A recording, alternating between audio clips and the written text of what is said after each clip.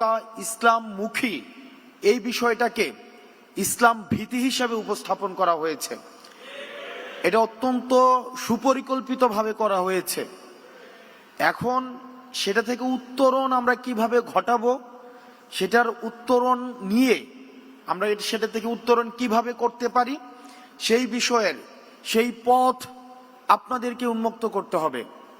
আপনারা এখানে যারা এই বিষয়ে অভিজ্ঞ রয়েছেন, এটির পথ আপনাদেরকে উন্মুক্ত করতে হবে, আমাদেরকে দেখাতে হবে যে এই পথে হাঁটলে ইসলাম নিয়ে যে এই ধরনের বিভ্রান্তিকর তথ্য রাষ্ট্র ব্যবস্থায়, সমাজ ব্যবস্থায়, আমাদের কালচারাল অঙ্গনে, আমাদের সুশীল সমাজে যে ভয়টা রয়েছে, সেই ভয়টা কাটানোর জন্য আমাদেরকে পদক্ষেপ নিতে হবে। এবং পদক্ষেপ কি হতে পারে সেগুলো আপনারা আলোচনার মধ্য দিয়ে নির্ধারিত করতে হবে।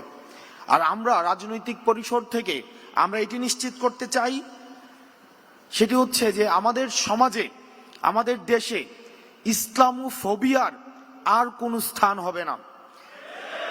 একই সাথে সাথে অতীতে আমরা যেটি দেখেছি যে আমাদের দাড়ি টুপিওয়ালা যারা আছে, আমাদের ইসলামী অঙ্গনের যে মানুষগুলো আছে, তাদেরকে নিয়ে একটা দীর্ঘ সময় হাসিনা এই ফেসিবাদের সময় জঙ্গি নাটকের বিভিন্ন নাটক মঞ্চস্থ করেছে।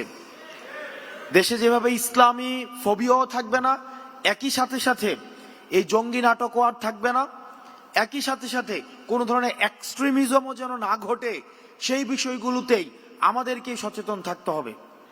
আমরা এক্সট্রিমিজমকেও কোনোভাবে স্থান দিব না। দ্বিতীয় যে বিষয়টি, সেটি হচ্ছে অন্য ধর্মের যে ভাইরা আমাদের দেশে রয়েছে তাদের প্রতি দায়িত্বশীল আচরণ করার ক্ষেত্রে আমাদেরকে সবচেয়ে বেশি ভূমিকা রাখতে হবে। আমাদেরকে দৃষ্টান্ত স্থাপন করতে হবে। আমাদেরকে দৃষ্টান্ত স্থাপন করতে হবে যে যেই সংখ্যা আমাদেরকে বলা হয় মাইনরিটি যারা রয়েছে, হিন্দু, বৌদ্ধ, খ্রিস্টান, যারা মাইনরিটি যারা রয়েছে, তারা অনিরাপদ বোধ যেন কোনোভাবেই না করে, তারা যেন সবচেয়ে বেশি নিরাপদ আমাদের কাছেই যেন বোধ করে, সেটি আমাদেরকে নিশ্চিত করতে হবে। আমরা বলতে চাই, বাংলাদেশ ধর্মের ভিত্তিতে মাইনরিটি নয়, বরং বাংলাদেশ বিরোধী যারা, তারাই হচ্ছে মাইনরিটি। আপনারা ভালো থাকবেন, সুস্থ থাকবেন।